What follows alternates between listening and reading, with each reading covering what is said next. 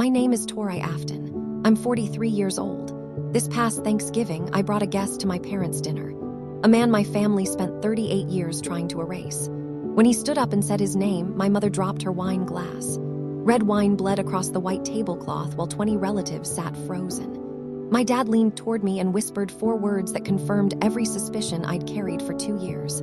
How did you find him? Not who is this man, not what's going on. He said how, because he already knew who. What I discovered about my family didn't just explain 30 years of sitting at the children's table while my sister Cheryl received toasts and gifts at the head of the main one. It explained why I was always the outsider, why nothing I did was ever enough, why my mother flinched every time someone said I didn't look like anyone in the family. Before I tell you everything, please take a moment to like and subscribe, but only if this story truly resonates with you, and drop a comment telling me where you're watching from and what time it is right now.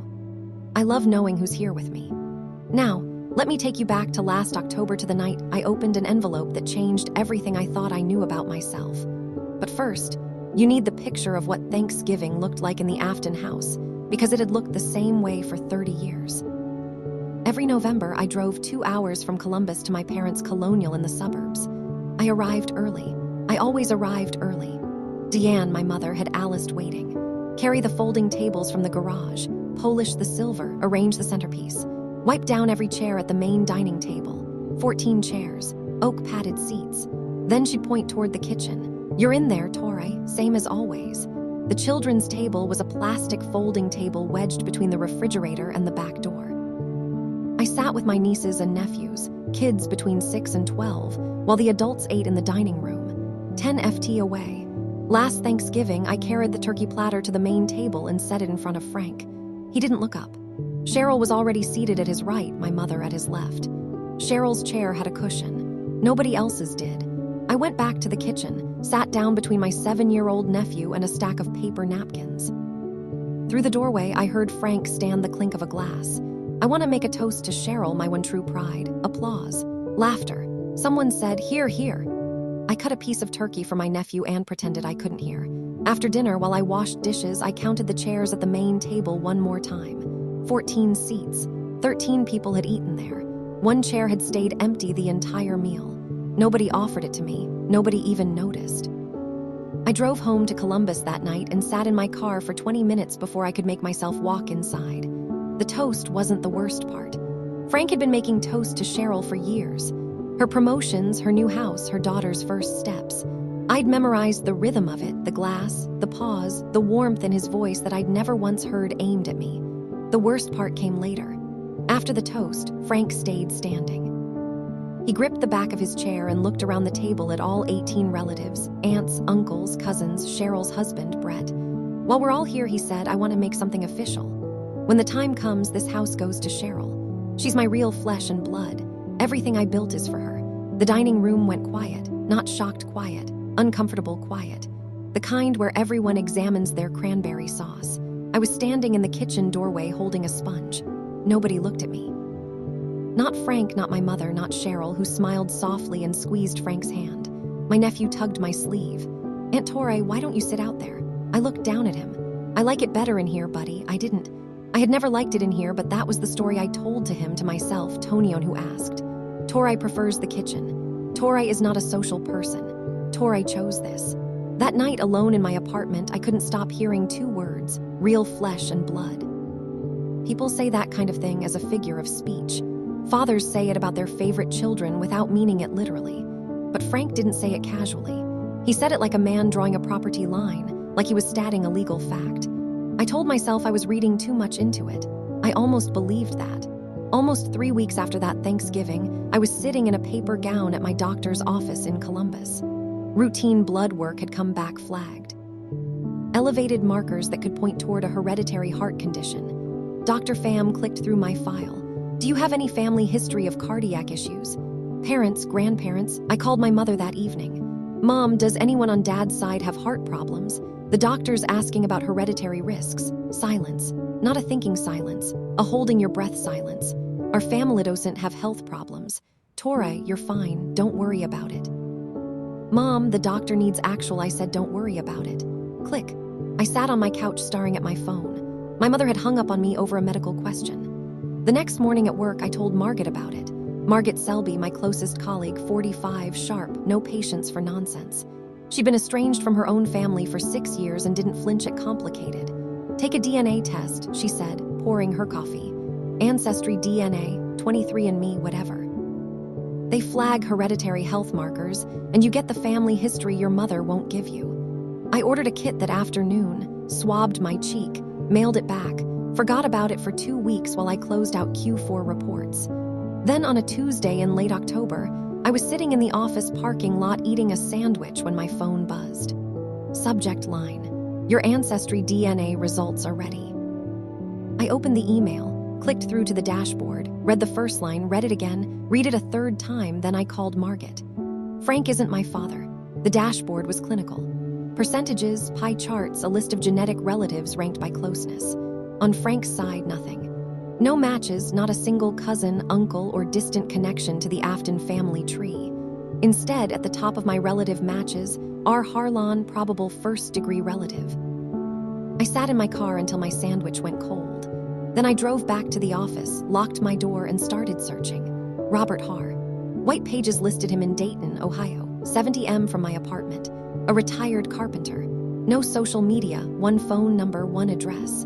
A retired carpenter in Dayton named Robert Harland was, according to my DNA, either my father, my brother, or my son. Given his age, 68, there was only one option. Margaret stood in my office doorway. You need to talk to your mother before you contact him. She was right, so I called. Mom, who is Robert Har? 8 seconds of silence.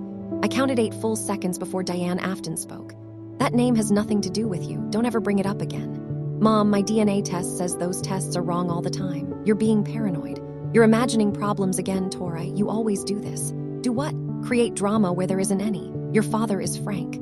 End of conversation. She hung up. I set my phone down and stared at the wall behind my desk where I kept my diplomas, my certifications, my 15 years of career I'd built from nothing. My mother had just told me I was imagining things.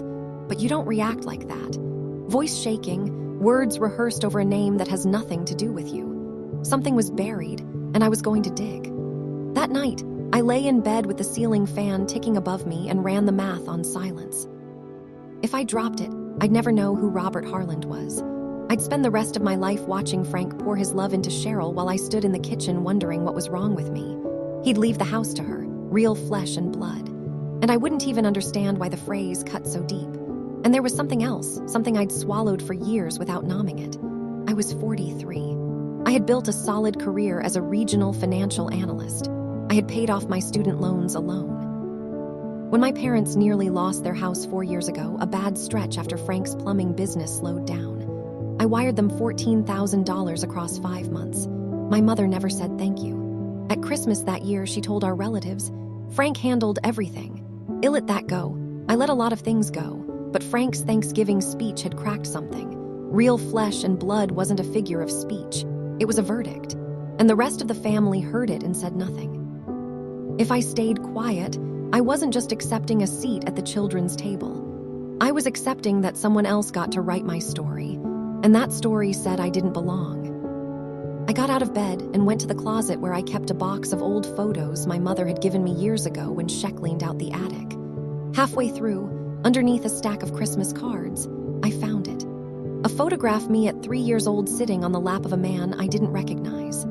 On the back in my mother's handwriting, T and R Easter 86, R Robert. I drove to Dayton on a Saturday morning in early November.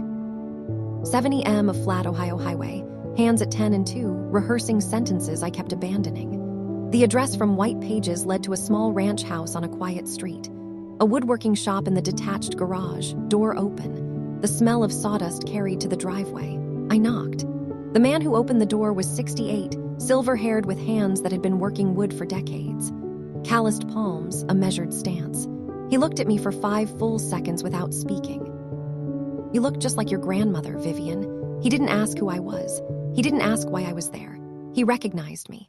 43 years later, he recognized me. Robert Har invited me into a living room filled with furniture he'd built himself. On a shelf by the window sat a small wooden box, hand-carved walnut, about the size of a shoe box. He set it on the table between us and opened the lid. Inside, 15 letters in envelopes addressed to Tori Afton. 15 birthday cards, each one handwritten, and beneath them a photograph. An older woman with high cheekbones and my chin holding a newborn baby. "That's your grandmother," Vivian, Robert said. "That's you the day you were born. She held you for 2 hours and wouldn't let go." I picked up the closest envelope, postmarked 1999. The front was addressed in careful block letters to my parents' house, stamped across it in red, "Returned to sender." And below that, in handwriting I would recognize anywhere, my mother's cursive. 15 years of letters, 15 years of birthday cards, every single one sent back, every single one in my mother's hand. Robert sat across from me waiting. His eyes were wet, but his voice was steady. I never stopped trying. "Tori," Robert told me everything that afternoon. He married Diane in 1982 at St. Matthew's Church, 3 blocks from my parents' current house. I was born a year later. When I was 3, Diane began seeing Frank, a plumber who'd come to fix their kitchen sink and stayed for conversations that ran too long. Robert found out when I was 4. The divorce finalized when I was 5. Diane filed for a restraining order claiming Robert was psychologically unstable. The judge found no evidence and dismissed it after 6 months. But by then, Diane had moved Frank in, changed the locks, and stopped answering Robert's calls. He couldn't afford a better attorney. Small-town courts in the 80s didn't hand custody to fathers easily, so he moved to Dayton, rebuilt his life, and wrote letters to the only address he had. Every single one came back.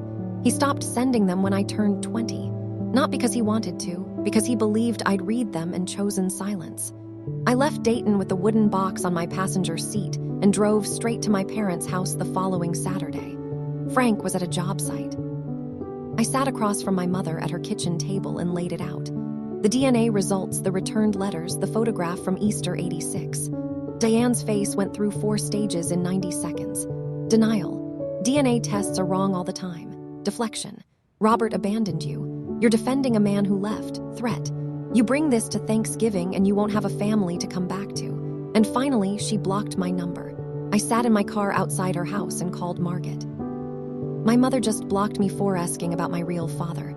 Margaret was quiet for a moment. You gave her a chance to talk privately. She chose silence.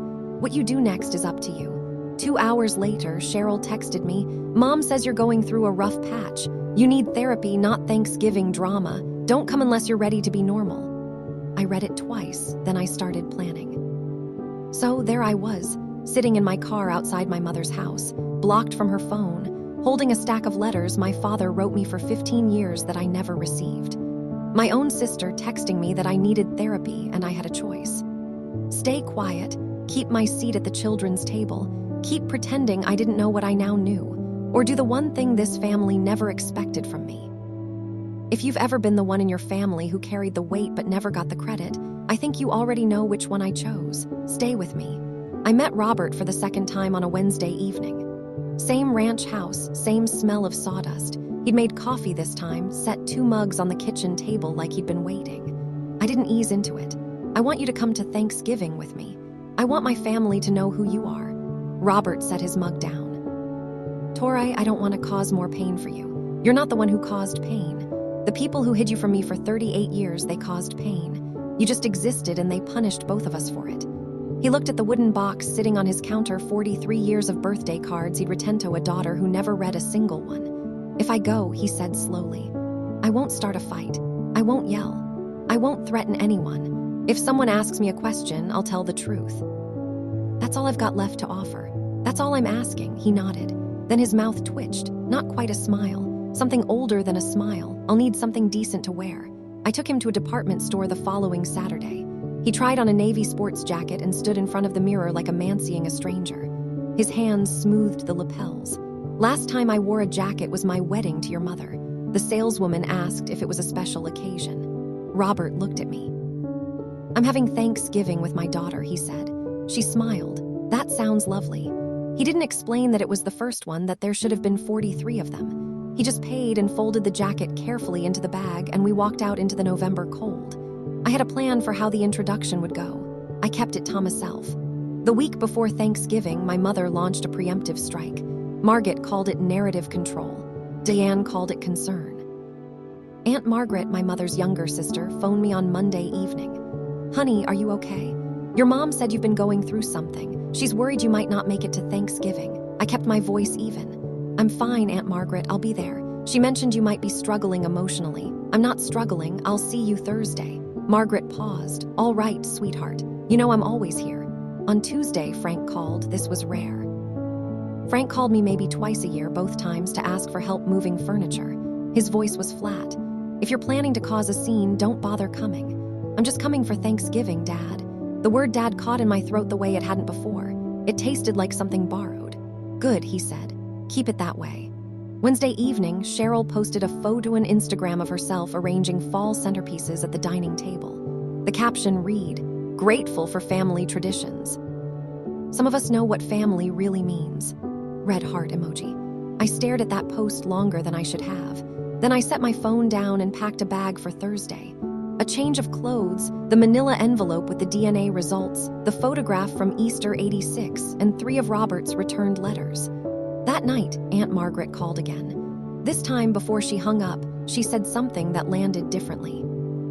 You know, Torre, sometimes I look at you and think you don't look like anyone in this family. She said it like a throwaway thought, an old aunt making idle observations. But sitting alone in my apartment with a manila envelope on my kitchen counter, it sounded like the last piece clicking into place. Thanksgiving morning, 11:00. The sky was flat gray, the kind Ohio produces from late October straight through March. I picked Robert up at his house at 9:30. He was standing on the porch in his new navy jacket, holding the wooden box. His shoes were polished. His hair was combed back. He looked like a man going to church and a funeral at the same time. We drove 70 mostly in silence. Robert held the box on his lap, both hands resting on the lid. Once he turned to look out the window and said, "I drove past their house 6 years ago just to see it. Couldn't make myself stop." I parked 2 blocks from my parents' house. The street was lined with cars, relatives already inside. Through the front windows, I could see the warm light, the moving shadows of people greeting each other.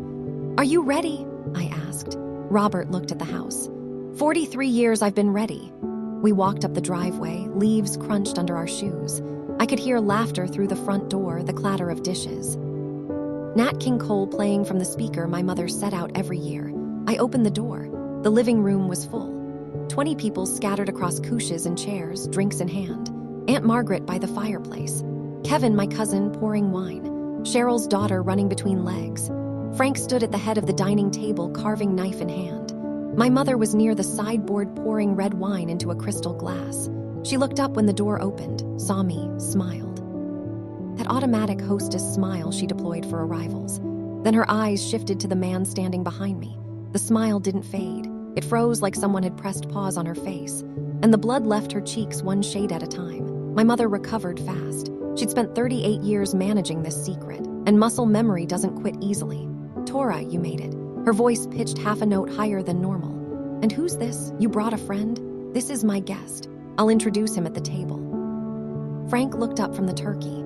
His eyes moved to Robert, narrowed slightly, then moved back to the carving knife. If he recognized Robert, he wasn't showing it yet. Diane intercepted me before I could take off me coat. She gripped my elbow and steered me into the kitchen. The same kitchen where I'd eaten Thanksgiving dinner for 30 years. "Who did you bring into my house?" Her whisper was sharp enough to slice through bone. "You know who he is, Mom. You don't understand what you're doing." "I understand exactly, and I gave you a chance to talk privately. 3 weeks ago, you blocked my number." Her jaw tightened. She released my elbow, smoothed the front of her blouse, and walked back into the dining room. She picked up the wine bottle and refilled her glass. Her hand was shaking just enough to see if you were looking. I was looking. I hung my coat on the hall rack and slipped the manila envelope into the inside pocket. Close. Reachable. Not yet. Robert had stayed near the front door, hands clasped in front of him, the wooden box tucked under his arm. He didn't push into the room, he didn't introduce himself. He stood exactly where he said he would, quiet, present, waiting for me. Aunt Margaret walked past him on her way to the kitchen. She glanced at his face, paused, tilted her head slightly, the way you do when a word is on the tip of your tongue. She didn't say anything, not yet, but she looked at him twice. My mother clapped her hands. "Everyone, let's sit. Dinner's ready." She gestured toward the kitchen without looking at me. "Tora, you're in the back, same as always." I took a breath, held it for 2 seconds. Let it go. "I'll be sitting at the main table today." The room shifted, not a dramatic hush, more like a wobble. The kind of silence that happens when someone steps outside a script everyone else has memorized. Aunt Margaret looked at me from across the room. Cheryl raised an eyebrow. Brett, Cheryl's husband, moved a bread basket to make space that didn't need making. Frank didn't look up from the turkey. There's no room. I pointed to the far end of the table. There are 2 empty chairs right there, Dad. He said nothing. Robert walked to one of the empty chairs, pulled it out, and sat down. He set the wooden box on the floor beside his feet, unfolded his napkin, and placed it across his lap, steady, unhurried, like a man who'd earned this seat 43 years ago and was simply taking it late. I sat beside him. My hands were damp under the table. My pulse was running high, but my face was still. For the first time in 30 years, I was sitting at the adults' table. Cheryl leaned toward me. "Did you bring a date, Tori?" A small laugh. A few relatives chuckled along. He didn't answer. Robert didn't answer. He emptied his napkin and waited. Across the table, Diane sat down with her wine glass. She hadn't taken her eyes off Robert since we'd entered the dining room. Her fingers were pressed white against the stem. Aunt Margaret settled into her seat. She looked at Robert again, then at me, then back at Robert. The resemblance was starting to register. Frank stood to say grace. He always said grace. It was part of his Thanksgiving performance.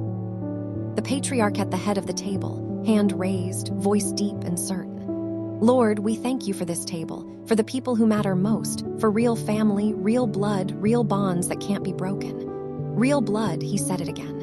A man who couldn't stop reminding the room who belonged and who didn't. I bowed my head but kept my eyes open. Robert was doing the same. We looked at each other across the space between our chairs.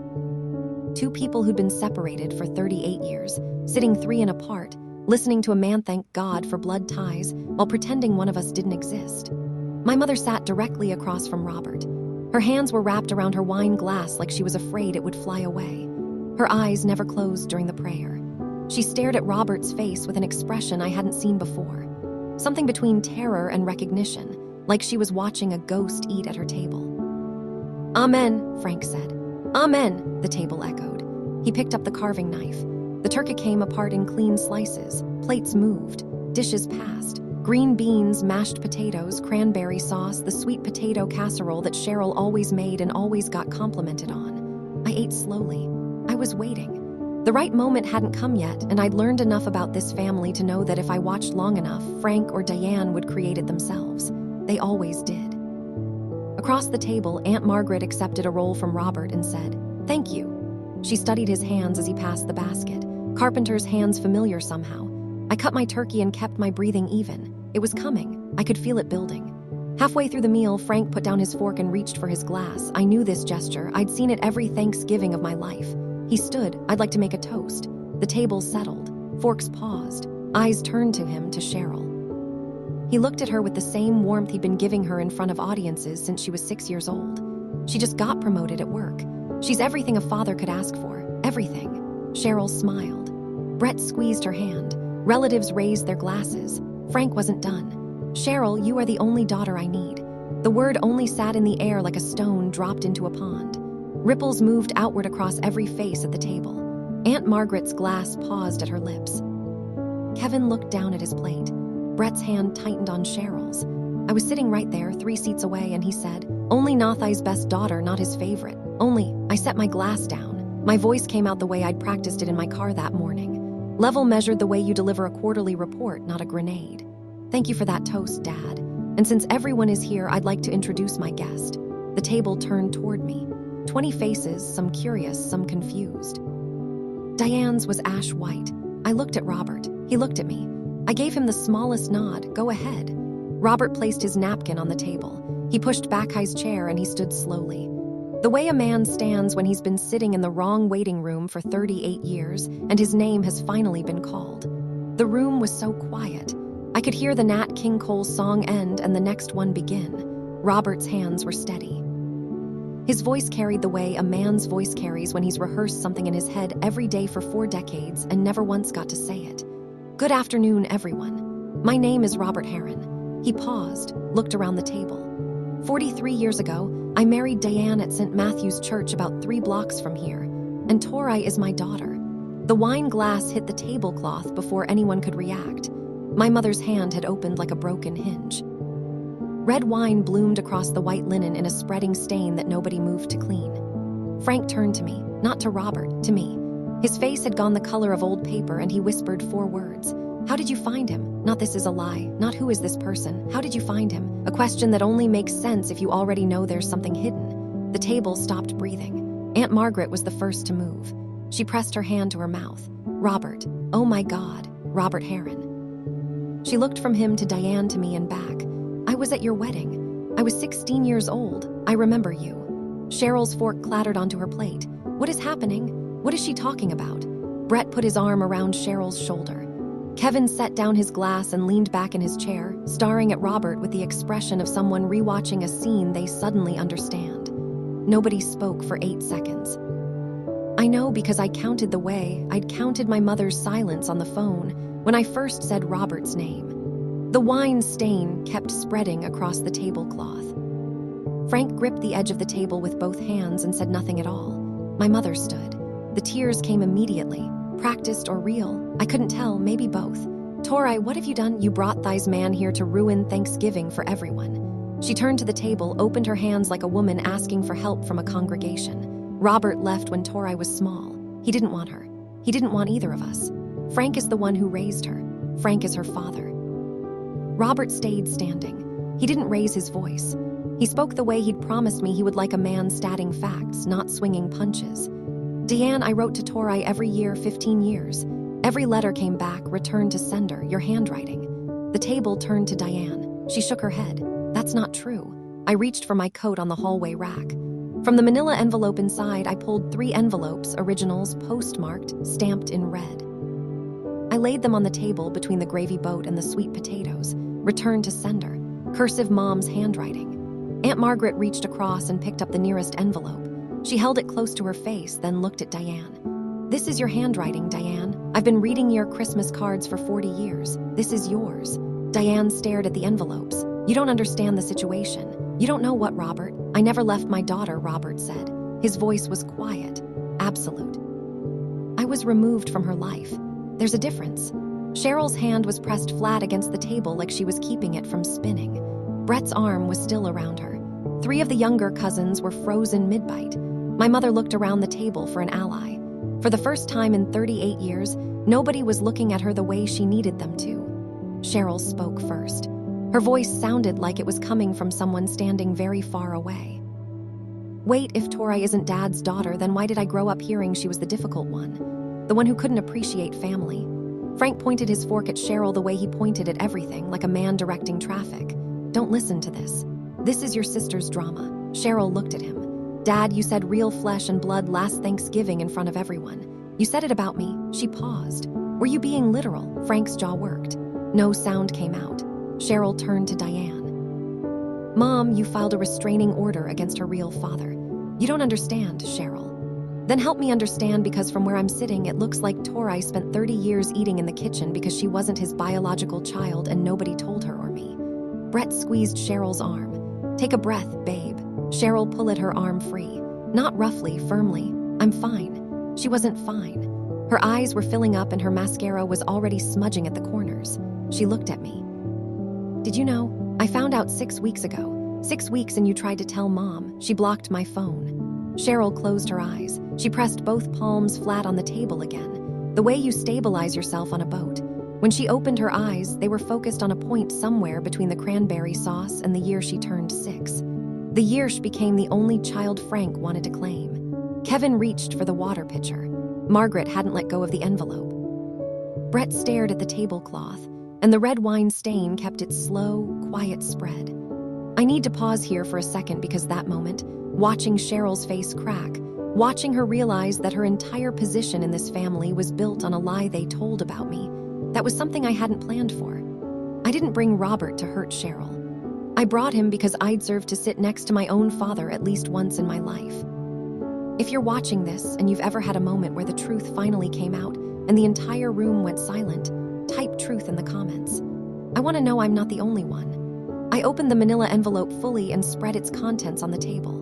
Not like a lawyer presenting evidence, like a daughter laying out the pieces of a life someone had dismantled.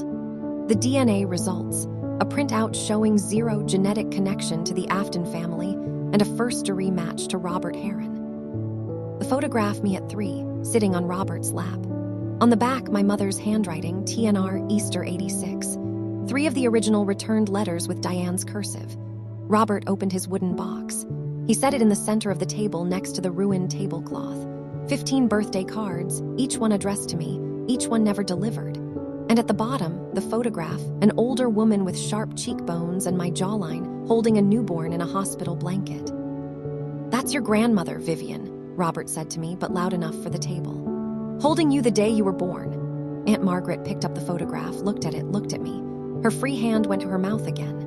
"Dear Lord, she looks just like you, Torre." The photo moved around the table, cousin to cousin, uncle to aunt. Every person who held it glanced from the woman in the picture to me and back. The resemblance was immediate. The jawline, the spacing of the eyes, the set of themith. Diane sat perfectly still. Her wine glass was empty now, the broken one swept aside by Kevin, who'd quietly laid a dish towel over the stain. Her face was locked in an expression I'd never seen. Not anger, not fear, resignation. The look of someone who's been running from something for so long, they've forgotten how to stop. Frank stared at the returned letters on the table. He hadn't touched one. He hadn't denied anything. And that silence was louder than any confession. Frank broke first. He shoved his chair back and stood so fast the water glasses rattled. "Get out of my house." He pointed at Robert now. Robert didn't move. His hands stayed on the table. His voice stayed level. "I came because my daughter invited me. I'll leave when she's ready to leave." Frank swung toward me. The vein on his temple was pulsing. "I raised you. I put food on your plate. I kept a roof over your head. I am your father." I looked at him. 30 years of children's tables and dismissed birthdays and real flesh and blood. I spoke the way I speak in quarterly reviews. Clear, specific, documented. "You raised me, but you sat me in the kitchen for 30 years. You told 18 people last Thanksgiving that Cheryl was your only daughter. You used the phrase real flesh and blood to cut me out of the will in front of everyone at this table. You knew the truth about who I was since the day you married Mom, and you used it to punish me every single day for something I had no part in." Frank's mouth opened. "You don't know what you've done to this, fam. No, you don't get to finish that sentence. I didn't cause this. I was born. That's all I did." Cousin Kevin stood and put a hand on Frank's shoulder. "Sit down, Uncle Frank, please." Frank looked at Kevin Unc's hand like it was something foreign. Then he looked around the table at Margaret, at the cousins, at Cheryl. Nobody was looking at him the way they used to. The patriarch routine requires an audience that believes in it. He sat down. He pushed his plate away. Hedda didn't speak again for the rest of the meal. Robert folded his hands. "I didn't come here to fight. I came because my daughter asked me to. My mother made one last attempt. Robert is unstable," she said, her voice cracking at the edges. "That's why I filed the restraining order. He was dangerous. I was protecting Torre." Robert turned to her. His eyes were patient in a way that comes from decades of carrying something you can't set down. "The restraining order was dismissed, Diane. The judge found no evidence. You withdrew it after 6 months, but by then you'd already moved Frank in and changed the locks. I lost every route back to my daughter." Diane opened her mouth, closed it. Aunt Margaret leaned forward. "Diane, why? Why did you hide this?" My mother's hands dropped to her lap. The tears came differently this time, not the performed kind from 5 minutes ago. These were slow and quiet, the kind that happen when the walls finally come down. I was scared. Her voice shrank. I was terrified Frank would leave me if Robert came back. I was afraid of what this town would say, that I'd had a marriage before, that I cheated while I was still married, that everything they thought about our family was wrong. She looked at Frank. "I told you Robert left. I told you he didn't want her." Frank stared at the table. "I lied," Diane whispered. There it was, 2 words.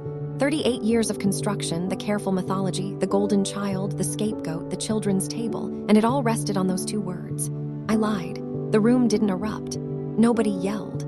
The younger cousins were being ushered to the living room by someone's wife. Sensing that the adults needed space, Kevin refilled water glasses like a man who didn't know what else to do with his hands. And Diane sat at the table she'd controlled for 3 decades, finally stripped of the only story she knew how to tell. Aunt Margaret was shaking. 38 years, Diane, she stood up, pressing her knuckles into the table. 38 years I asked you why you treated Tora differently. You said I was imagining things. You said Tora was difficult. You said she isolated herself. Margaret's voice broke. I was right. I was right. The entire time. Kevin spoke from his end of the table. I remember Robert. He came to your wedding, Aunt Diane. He made a toast. He was kind. Kevin looked at Robert. I was maybe 12, but I remember. Robert nodded. I remember you too, Kevin. You spilled punch on your shirt. Kevin almost smiled. Almost. Cheryl hadn't spoken since her last outburst. She sat between Brett and her plate of untouched food, looking at her hands. Brett held her shoulder. Frank pushed his plate forward, sat down his napkin, and stood. I need air. He walked to the back hallway. The screen door opened and closed. Through the window, I could see him standing on the back porch, hands on the railing, staring at the yard where he'd built a swing set for Cheryl 20 years ago. He never built me anything. The dining room was still, a table full of food going cold, 20 relatives recalibrating everything they'd believed about this family. I stayed in my seat. Robert stayed in his. For the first time in 30 years, I was sitting at the main table beside my father, and nobody asked me to move to the kitchen. There was no applause, no dramatic music, just the slow human process of a family realizing that the story they'd been told, the one where Tori was difficult and Frank was generous, and Diane held everything together, had been a work of fiction. Diane reached for her wine glass. It was empty. She set it down again, carefully, and didn't look up. I stood, not quickly, not dramatically. The way you stand when you've made a decision and the decision is already done. I didn't come here to ruin Thanksgiving.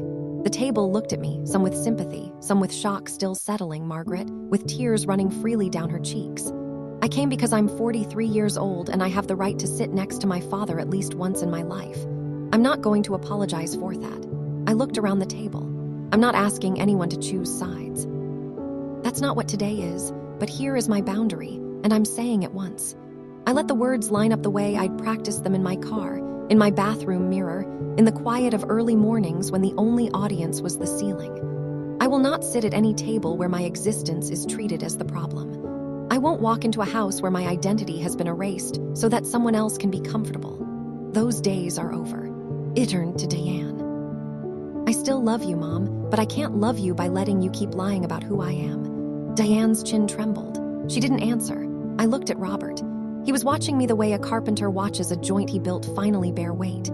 If anyone in this family wants to know more, if you want to hear Robert's side or see the letters or just sit with us, we'll be in Dayton. His door is open. Aunt Margaret wiped her face with her napkin. Tori, I am so proud of you. It was the first time anyone in my family had said those words to me. At 43 years old, standing in the dining room I'd been banned from for 3 decades, I heard them for the first time. I let them land. Then I looked at Robert. Let's go. Robert picked up his wooden box. We walked through the living room, past the family photos on the mantle. Not a single one included him. Past the front closet where I grabbed my coat and the now empty manila envelope. Past the threshold I'd crossed hundreds of times as a guest in my own family. Aunt Margaret caught me at the door. She wrapped her arms around me tight the way she used to when I was small and nobody else was watching. Then she turned to Robert and shook his hand with both of hers. You should never have been erased from this family. Robert nodded. Thank you, Margaret. Kevin raised a hand from across the room. A quiet salute. Cheryl was still at the table. I didn't expect her to move, but as I passed the dining room archway, her hand reached out and caught mine. She didn't say anything, just held my hand for 3 seconds, squeezed, let go. I didn't look back. We stepped outside. The November air hit my face. Sharp, clean, the opposite of what we just walked through. Leaves scraped across the porch. The sky was already dimming.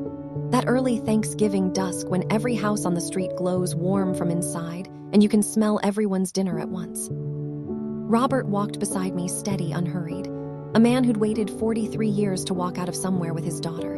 You okay? He asked. Not yet, but I will be. We reached my car. I unlocked the doors. Robert set the wooden box in the back seat like something precious. My phone buzzed, a text from a number I didn't recognize. I opened it. This is Brett.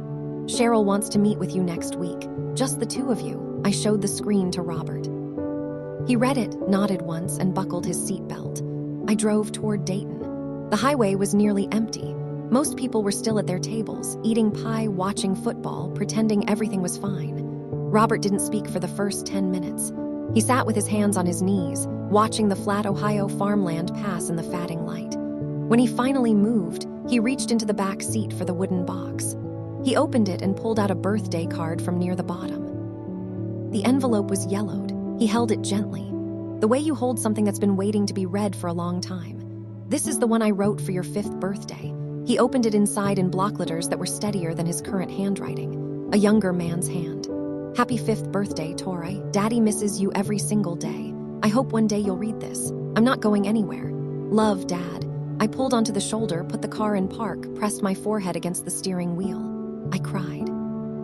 Not the polite kind, not the kind you manage.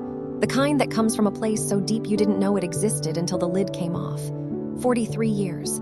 He'd written me 43 birthday cards. I'd received none of them. Robert put his hand on my shoulder. Heavy, warm, rough. You don't have to be strong every moment, not with me. I sat up, wiped my face with the back of my hand, looked at him. This man with my grandmother's cheekbones and sawdust under his nails and 43 years of patience that I was only beginning to understand. I'm 43, and that's the first time my dad has told me that. We sat in the car watching the Thanksgiving sunset light up the edge of the highway. This time, the silence didn't hurt. The fallout arrived in waves. Monday morning, Aunt Margaret called. I talked to Kevin and a few of the others. Most of them are in shock, but they believe you. Kevin said he remembered Robert being a good man. 2 of Frank's nephews blocked me on Facebook within 48 hours. One of them posted a vague status about people who destroy families for attention. I didn't respond. Frank went silent. No calls, no texts, nothing. The man who'd spent 30 years reminding Jevrione he was the patriarch couldn't bring himself to pick up the phone and admit what he'd done with the information he'd always had. Diane found a workaround for the number she'd blocked. She sent me a 3-paragraph email from Cheryl's address since mine was still blocked. That read exactly the way I expected. You destroyed everything. You don't know what I sacrificed. I did what I did to protect you. Everything I built was for this family. The same narrative, the same framing, Diane as the hero, Tori as the wrecking ball, Robert as the villain who left. Except now the audience had seen the letters. They'd seen the handwriting. They'd watched the wine glass shatter. At St. Clemens, the small church Diane had attended for 22 years. Word traveled the way it does in small-town Ohio through casserole dishes and parking lot conversations. Pastor Williams called Diane and asked if she'd be willing to meet privately. She said she'd think about it. In the Afton house, the Thanksgiving tablecloth went into the trash. The wine stain wouldn't come out. I know because Aunt Margaret told me Diane had tried bleach, then vinegar, then given up and thrown the whole thing away. Some stains don't come out. Some aren't meant to. The coffee shop was on High Street in Columbus. Neutral ground.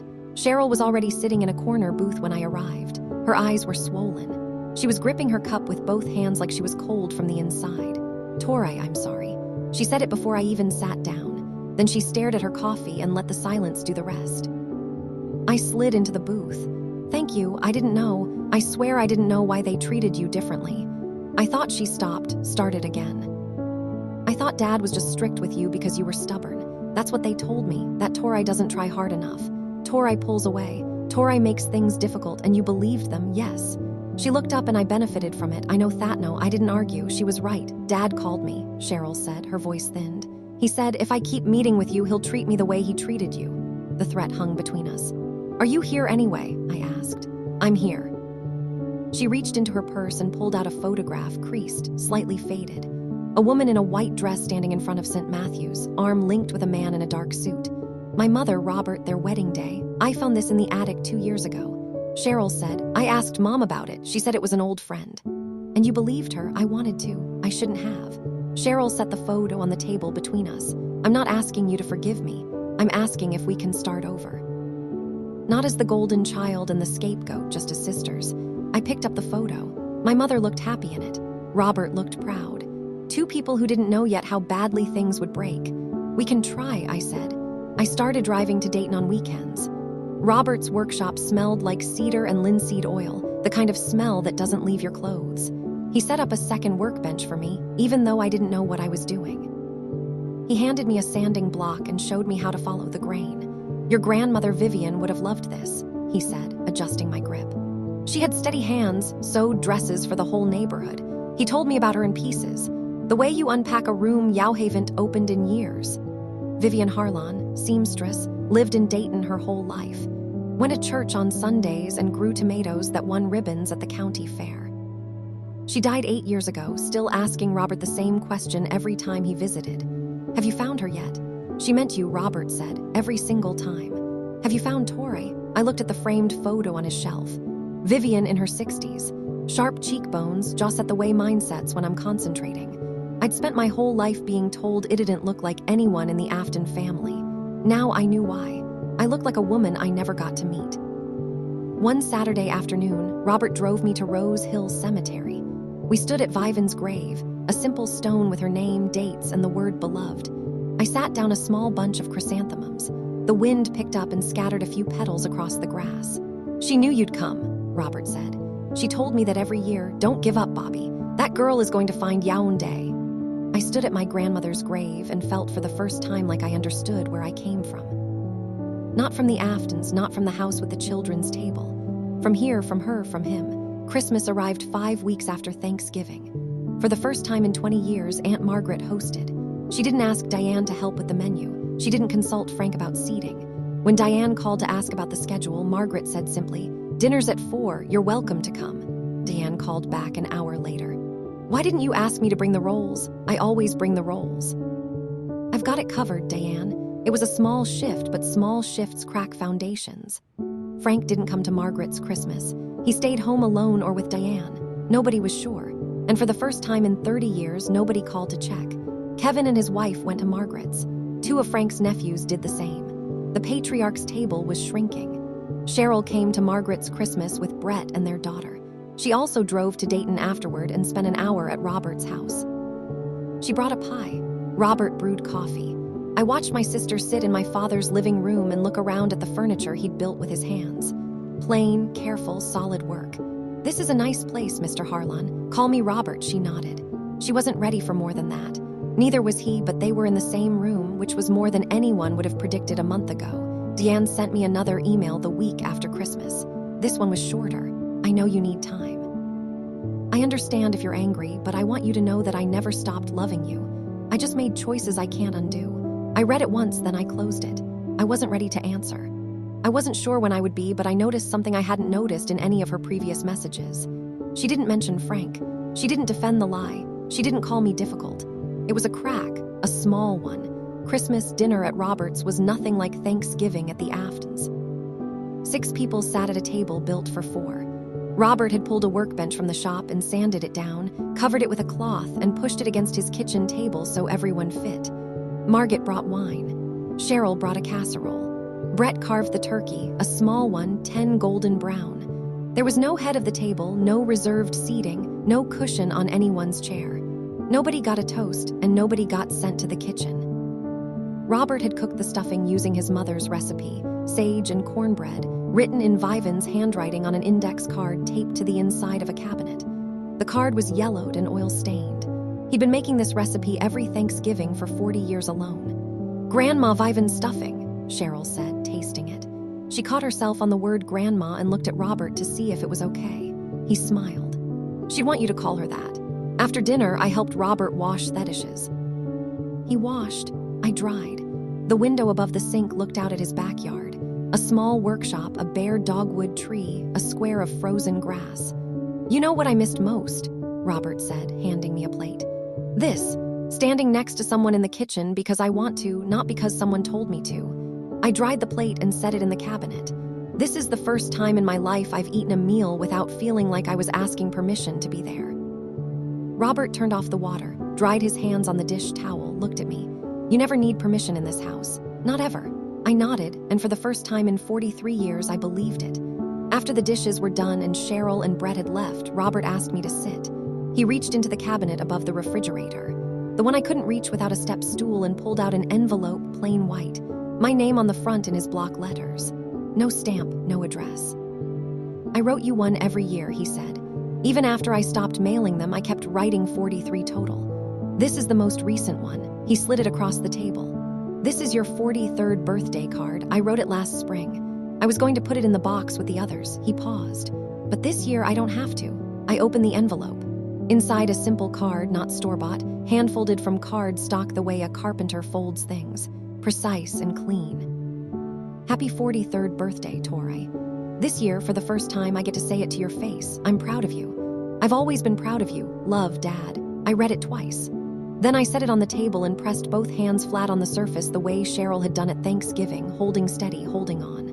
Margaret, sitting on the couch with her wine, wiped her eyes with her sleeve and said nothing. I looked at Robert. 43 cards. This is the first one I've ever received, but not the last. I stood up and hugged him. He smelled like sawdust and dish soap and the cedar shavings that were always caught in the cuffs of his sleeves. "Thank you," I said, "for not giving up." His arms tightened around me. Vivan wouldn't have let me. We stood there in his small kitchen, holding on. Margaret reached for the tissue box on the counter and didn't try to pretend she wasn't crying. I'm not telling you this story to teach anyone a lesson. Lessons belong in classrooms. This belongs at a kitchen table between two people being honest. But I spent 43 years learning something I want to share. Not as advice, just as what happened to me. I spent 3 decades trying to earn a place at a table that was rigged against me. I showed up. I cooked. I cleaned.